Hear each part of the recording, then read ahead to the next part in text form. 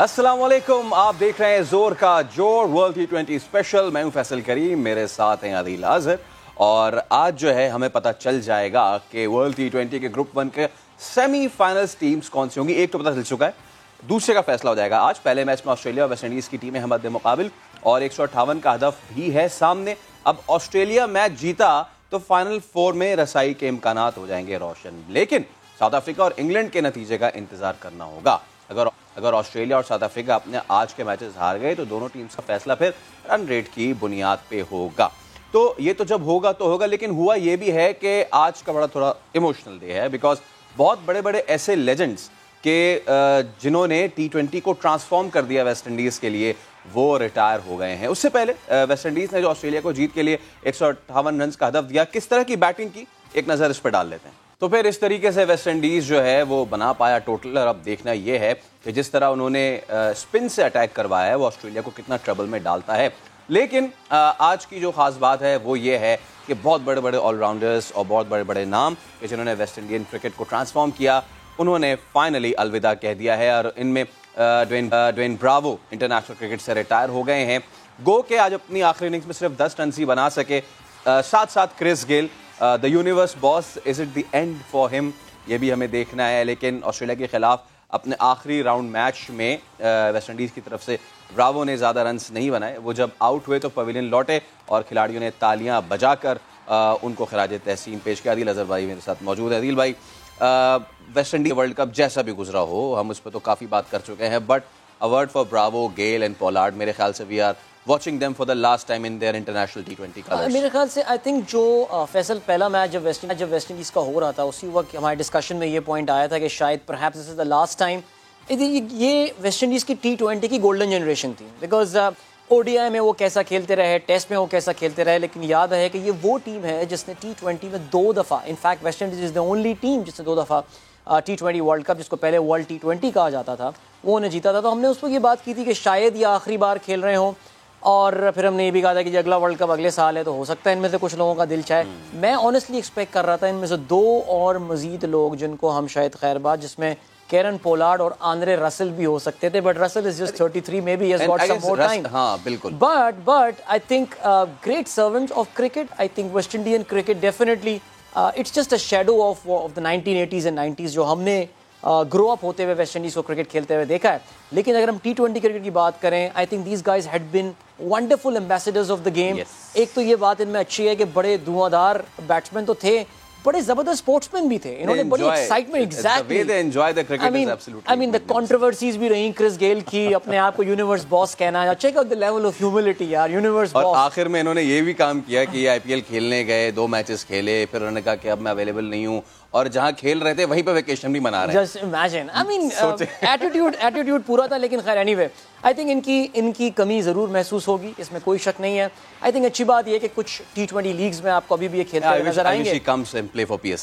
I hope he does, even though PSL में इनका जरा कोई तूती ऐसा बोलता है वहां हमें नजर नहीं आया। PSL में वैसे अच्छे प्लेयर्स का जो है ना वो आके हालात थोड़े बुरे हो जाते हैं, लेकिन इंशाल्लाह I think what we expect to see, I am a big fan of West Indian cricket team.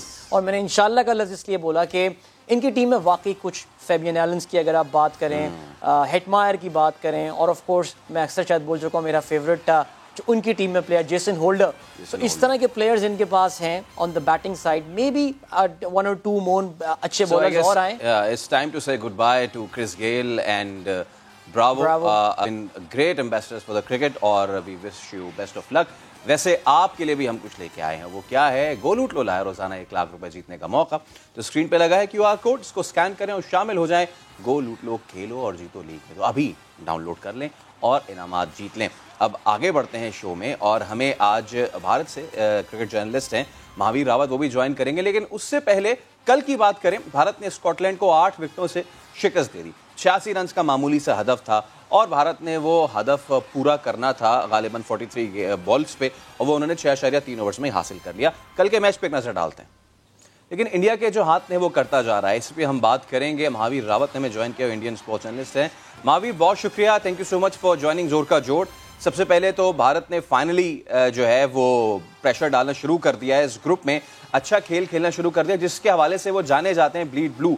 They are now doing the same. उनकी बॉलिंग भी अच्छी चल रही है, बैटिंग भी अच्छी चल रही है, तो खुश होंगे अब आप?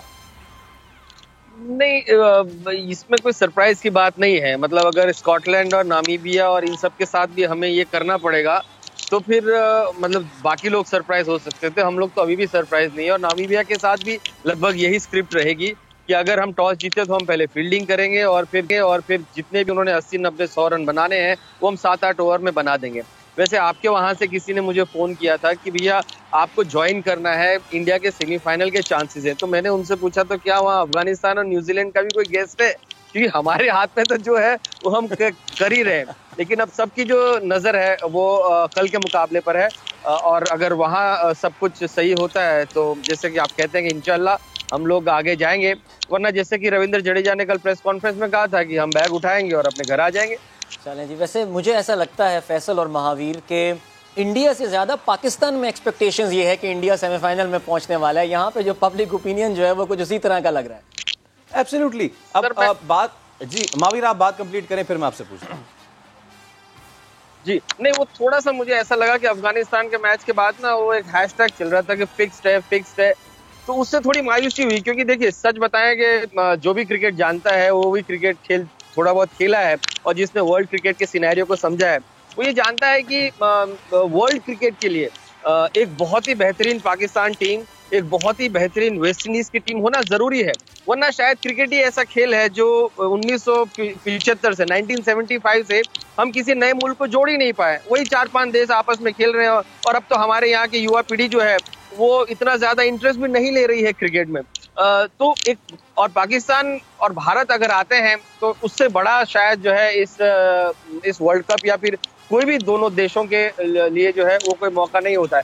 लेकिन फिर भी हम बात करेंगे कि पाकिस्तान इस समय बहुत अच्छा खेल रहा है और हम धीरे धीरे लय में आए। और देखिए फॉर्मेट ऐसा है, और वो तो अच्छा हुआ कि नामीबिया और स्कॉटलैंड की टीम हमारे साथ है, क्योंकि अगर हम दूसरे ग्रुप में होते तो वेस्ट इंडीज और श्रीलंका और बांग्लादेश जैसी टीमें थी जिनको हराना जो शायद इतना आसान नहीं होता जितना कि स्कॉटलैंड और नामीबिया का है।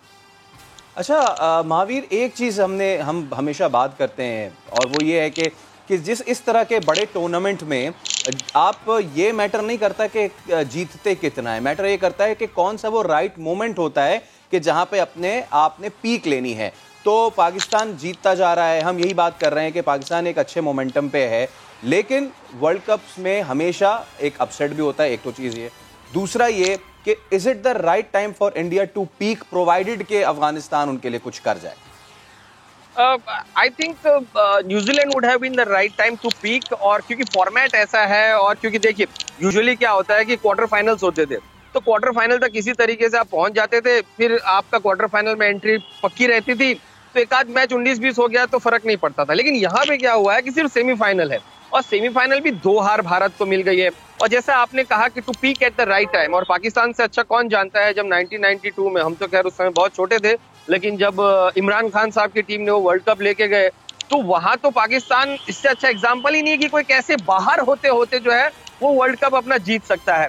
तो और शायद पाकिस्तान के फैंस को ये डर सता रहा है कि एक बुरा मैच तो आता ही है, ये हम सब लोग जो क्रिकेट खेलते हैं, जो जानते हैं, जो कवर करते हैं, और कहीं वो बुरा मैच खुदा ना खास्ता सेमीफाइनल और फाइनल में फंस जाए तो चोट जो है वो ज्यादा लगती है। खैर हम नहीं चाहेंगे कि ऐसा कुछ हो, लेकिन अब जैसे जो फॉर्मेट है वो है, you have to take the destiny by its horns, and अगर हमारी किस्मत जो है न्यूजीलैंड और अफगानिस्तान के मैच पे है तो there is hardly anything can do. हमारे हाथ में जो है वो हम कर ही रहे हैं, 6-8 ओवर में मैच खत्म कर रहे हैं। बिल्कुल, आपने ये बात की, बहुत सारे लोगों को शायद ये बात थोड़ी कड़वी भी लगे कि जी सेमीफाइनल फाइनल में पहुंच के अगर आप बाहर जाते हैं तो ज़्यादा चोट लगती है, बट हम जिस नज़रिए से इस चीज़ को देखते हैं, I guess we have achieved that target के जो वर्ल्ड कप से पहले हमारे साथ हो रहा था, टीम्स मना कर रही थी, वापस चली गई न्यूजीलैंड। उसके बाद जब हम इस टूर्नामेंट में आए हैं तो आप मौके के लिए खेल रहे थे, हम बदले के लिए खेल रहे थे। फिर वो बदला ऐसा शुरू हुआ कि बारी बारी सबसे बदला लेना शुरू किया। हम ढूंढ रहे हैं, हमने सारी टीम से बदले ढूंढ लिए, आखिरी स्कॉटलैंड से रह गया,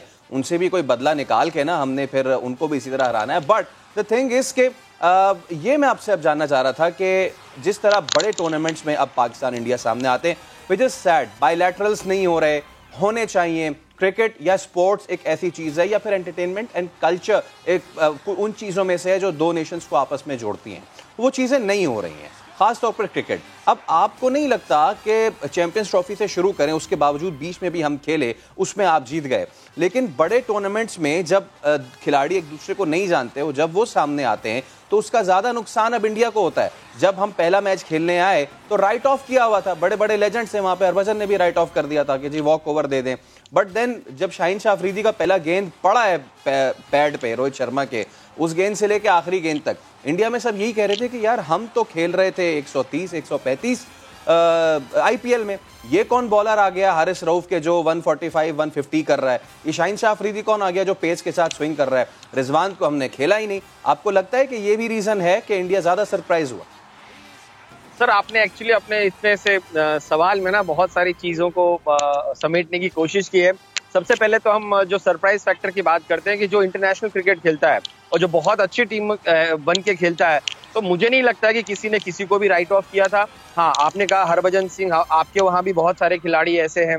एक्चुअली क्या है ना, सोशल मीडिया का जमाना है, सबको अपने फॉलोअर्स बढ़ाने हैं, और फॉलोअर्स बढ़ाने के बाद उनको क्या है कि जितने कंट्रोवर्शियल स्टेटमेंट आप देंगे उतनी टीवी आपको हायर करेंगे, उतने आपकी दुकानें आगे चलती जाएंगी। तो ये सब दोनों तरफ होता रहता है। तो हम उन खिलाड़ियों के बारे में, क्योंकि जो खिलाड़ी 100 टेस्ट मैच खेल रहा हो, अगर वो कह दे कि वॉक ओवर दे देना चाहिए, तो फिर उस खिलाड़ी ने आई एम श्योर वो स्पोर्टिंग या फिर खेल की भावना से तो बिल्कुल नहीं कहा होगा, पहली बात।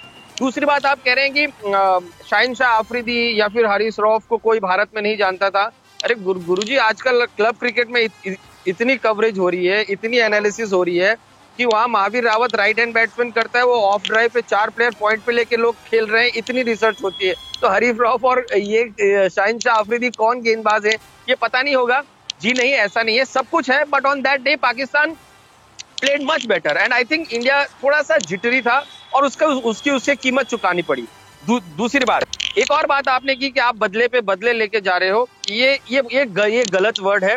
हम भी उसी ट्रैप में सेट हो रहे हैं जिस ट्रैप में लोग हमें सेट करना चाह रहे हैं। कम से कम मैं उस ट्रैप में सेट नहीं होता, क्योंकि हम बदला लेके करेंगे भी क्या? ऐसा तो है नहीं कि भारत कल के आपके वहाँ या पाकिस्तान भारत के वहाँ खेलने आने वाला है, या फिर बाकी जो टीमें हैं वो आपके वहाँ बहुत इजीली खेलने आने वाली है। क्योंकि बहुत सारी जो चीजें हैं वो खिलाड़ियों, खेल, न्यूज रिपोर्टर के हाथ में नहीं होती हैं, ये जो पॉलिटिशियंस होते हैं उनके हाथ में होती हैं। और आपके क्रिकेट बोर्ड के हों या हमारे क्रिकेट बोर्ड के हों, ये चलाते इनडायरेक्टली पॉलिटिशियंस ही हैं।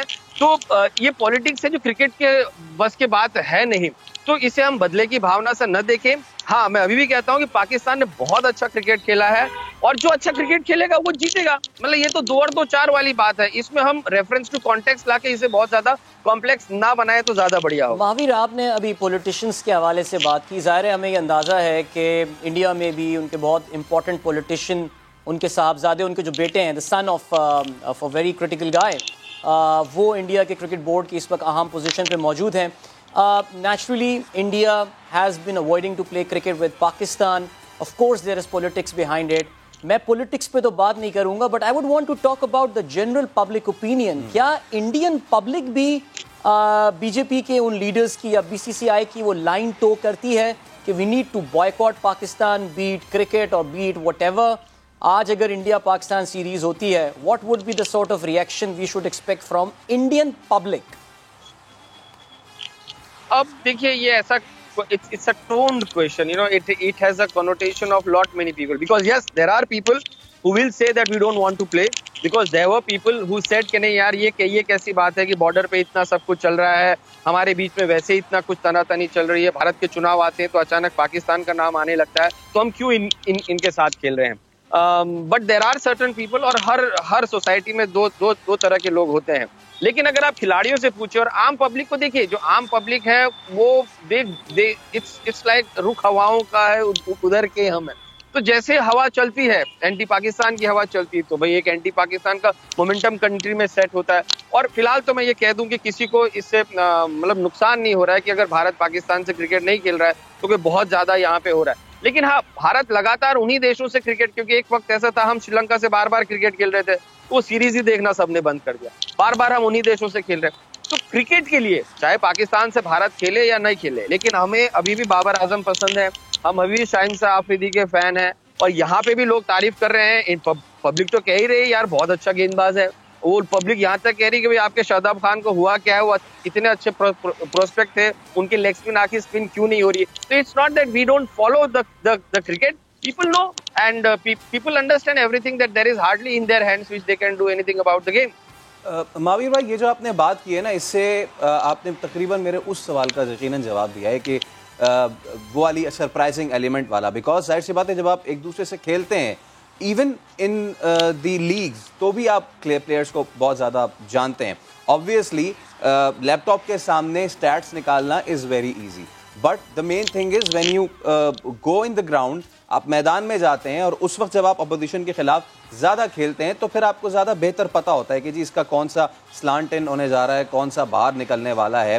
तो अगेन मैं उसी चीज़ पे एम्फसाइज करूंगा, क्या अब वक्त नहीं आ गया है? नहीं देखिए सॉरी मैं आपको यहाँ पर रोकूंगा. अभी जिम्बाब्वे के, सॉरी आप माफ कीजिए, अभी ऑस्ट्रेलिया बांग्लादेश के दौरे से लौट कर आया है. वहाँ पे क्या उनकी गत हुई थी और यहाँ बांग्लादेश की किसने किया. तो ये जो कमोडिटी है, ये जो थॉट प्रोसेस है कि नहीं ये नोन प्लेयर है, ये अननोन प्लेयर है, ये इंटरनेशनल लेवल पे, उस लेवल पे इतना ज्यादा मायने नहीं रखता है.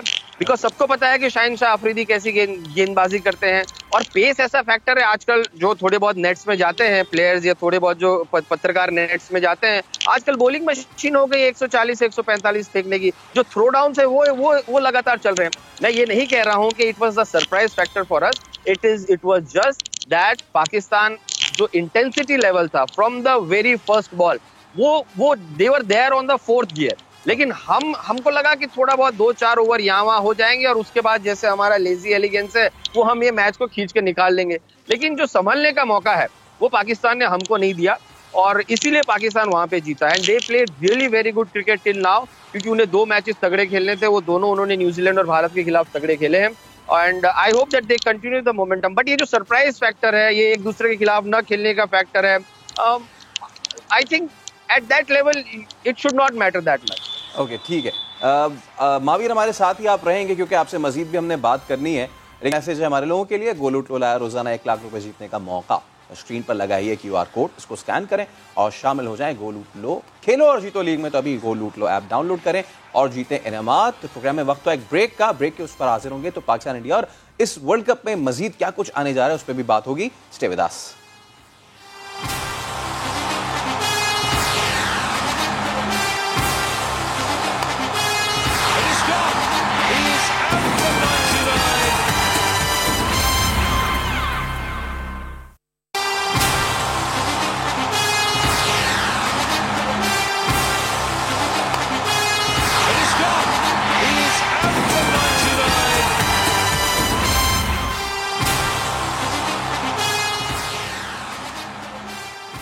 Welcome back. आप देख रहे हैं जोर का जोड़ और इससे पहले कि हम दीगर अहम बातें आपसे करें, एक अहम मैसेज आपके लिए.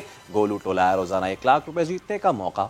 स्क्रीन पर लगे QR कोड को स्कैन करें और शामिल हो जाएं गो लूट लो खेलो और जीतो लीग में. तो अभी गो लूट लो ऐप डाउनलोड करें और इनामात जीतें. बहुत कुछ है फॉर द स्टेक इंडिया के लिए और स्कॉटलैंड को उन्होंने हरा दिया है. इससे पहले भी एक अच्छी जीत उन्होंने दर्ज की, लेकिन इसके बावजूद भी रविंद्र जडेजा से जब बातचीत हुई प्रेस कॉन्फ्रेंस में, साफी ने सवाल किया कि अगर अफगानिस्तान न्यूजीलैंड को ना हरा सका तो फिर क्या होगा. जडेजा ने मुस्कुराते हुए क्या कहा, सुनिए.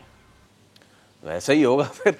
वैसे तो ये बहुत पहले हो जाता, बट अगेंस्ट अफगानिस्तान क्या कुछ हुआ एंड देन अगेंस्ट स्कॉटलैंड भी. सब पे बात करते हैं दिल भाई. अगेंस्ट अफगानिस्तान बहुत सारे क्वेश्चंस रेज हुए जिसमें बहुत सारे शायद वैलिड भी नहीं थे. The toss factor and all.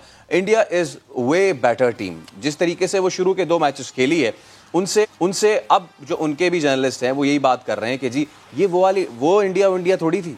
अब जो इंडिया आई है वो असल इंडिया है. I think it's touch too late now. अगर इंडिया अभी वही इंडिया आ गई है. देखिए अगर पाकिस्तान के भी जब इन मिनोज के साथ मैचेस हो रहे थे तो मैं ये थ्रू आउट ही कह रहा था कि यार it has to be a crushing win. I mean Pakistan का शायान शान वो फतह होनी चाहिए, लेकिन अनफॉर्चुनेटली हमारे केस में ऐसा हो नहीं पाया. इंडिया जिस तरह अपनी फतवात हासिल कर रहा है, I mean we expected them to do that. Yes, Afghanistan की बॉडी लैंग्वेज पे उस दिन बात की जा सकती है जिसके पीछे देखिए it's very easy to comment. मैं भी बड़ा हंसी मजाक अपनी जगह, बेंटर अपनी जगह, लेकिन ये बात समझनी पड़ेगी कि ये नबी वाला जो क्लिप था दैट वाज फेक क्लिप. यानी हमने उसको गलत, एक बेफजूल सी बात थी. मुजीब का ना खेलना, इंडिया का शुरू से ही उन पे जो है वो चढ़ाई कर देना एंड ऑल, अफगानिस्तान के हाथ पांव फूल गया बिकॉज इन दोनों टीमों के दरमियान टैलेंट में बहुत फ़र्क था. Similarly, ये जब मिनोज के साथ खेल रहा है, India is playing the way a champion side should be playing. Talk about the match they played against Scotland. Yeah. उन्होंने बिल्कुल वही किया जो उनसे एक्सपेक्टेड था। आप शुरू में देखें जब बुमराह ने आया, थोड़ा पेस के साथ गेंद किया, जिस तरीके से उन्हें सलंग करके छक्का लगा था, उसके बाद बुमराह ने अपनी स्पीड बिल्कुल नीचे की, स्लो इन वंस पे सारे आउट किए, और उसके बाद वो देख चुके थे कि अफगानिस्तान ने भुरकस कैसे निकाला स्कॉटलैंड का अगेंस्ट स्पिन, वो बिल्कुल भी जीरो है, तो वो उन्होंने 3 स्पिनर्स अपने खिलाए और स्पिन ने उनको काम करके दिया। फैसल, हम पाकिस्तानियों को ना, फॉर दैट मैटर, हम लोगों को ना जरा ये बात समझनी पड़ेगी कि ये जो है ना, हर चीज़ में IPL का पैसा, ये चल पड़ा वो चल पड़ा। देखो भाइयों, बात सुनो, और बहनों भी, इंडिया जब से IPL स्टार्ट हुआ है एक भी T20 वर्ल्ड कप नहीं जीत पाया है यार। उनको 8 साल हो गए हैं कि वो कोई इंटरनेशनल लेवल का टूर्नामेंट जो है वो नहीं जीत पा रहा है, और ये वो टाइम है जब IPL की वैल्यूएशन जो है वो बढ़ के सेवरल टाइम्स हो चुकी है। सो प्लीज इस माइंडसेट से हम जरा निकल आएं। असल में हम लोगों के, वो कहते हैं ना, वो दूध का जला हुआ जरा छाछ भी फूक फूक के पीता, हम लोगों के जरा दूध के जले हुए लोग हैं। हम लोगों ने देखा है अपनी जिंदगियों में इस तरह कुछ होते होते। विदाउट टेकिंग एनी नेम्स हम आगे बढ़ते हैं और आगे वैसे हमारी टीम बहुत आगे आगे जा रही है, चाहे वो परफॉर्मेंस हो या फिर एटीट्यूड हो। बड़ा ज़बरदस्त हमने देखा कि किस तरीके से लास्ट मैच में Pakistani team opposition dressing room में गई, उन्होंने जो है उनका हौसला बढ़ाया, तो भारतीय टीम ने भी ऐसा ही किया है। पाकिस्तानी टीम के नक्शे कदम पर चल पड़ी है। वर्ल्ड कप में जब स्कॉटलैंड के खिलाफ मैच हुआ, भारत ने जीता, और उसके बाद फिर भारतीय टीम स्कॉटलैंड टीम के ड्रेसिंग रूम में गई, हरीफ खिलाड़ियों से उन्होंने मुलाकात की, उनके खेल को सराहा और अपने तजर्बात शेयर किए, और क्या कुछ किया इस पर हम ज़रा बात करते हैं। It's a good thing to be followed, that too against India. Everything going great for Pakistan these days. नहीं, बिल्कुल ऐसी। मैं देख रहा था जिस वक्त ICC ने वो तस्वीर भी लगाई और क्रिकइन्फो में भी आया, BCCI ने भी ट्वीट किया फोर्स के हवाले से, तो नीचे पाकिस्तानियों के कमेंट पढ़ने के तो यही थे ना कि यार ठीक है, आई थिंक एक अच्छी रस्म है जिसका पाकिस्तान ने आगाज़ कर दिया है, और अगर बाकी टीमें भी ऐसा करती हैं जाके, जैसे कि वेस्ट इंडीज़ को, खैर मिनोज तो मैं नहीं कह सकता, लेकिन लग यही रहा है कि ऑस्ट्रेलिया अभी इनको शिकस्त दे देगा, then Australians should at least go and meet those great legends जो कि आज अपना आखिरी गेम खेल रहे हैं। आई थिंक ये क्रिकेट जेंटलमैन स्पोर्ट कहा जाता है, इसमें उस तरह की राइवलरी या वो एंग्रीपन हम नहीं देखते जो हम फुटबॉल या रग्बी वगैरह दूसरे अक्सर कॉन्टैक्ट स्पोर्ट्स वगैरह में देख रहे होते हैं। I think ice hockey, yes absolutely, तो खैर बड़ा ही खूनी खेल बन जाता है कभी कभार, but I think it's a good gesture whether by Pakistan whether by India, and I really feel, देखिए इंटरनेशनल क्रिकेट को इस चीज़ की ज़रूरत है। महावीर ने बड़ा अच्छा पॉइंट बोला था कि cricket is not growing, let's be honest about it, let's be frank. बल्कि मैं ये सोच रहा था कि ये इंडियन टीम स्कॉटलैंड से मिलकर तो आ गई है, but Indians are notorious for not playing the smaller side, वो छोटी टीमों से खेलना पसंद नहीं करते। Australians are extremely notorious for not playing the minnows, और छोटी टीमों के खिलाफ खेलना पसंद नहीं करते।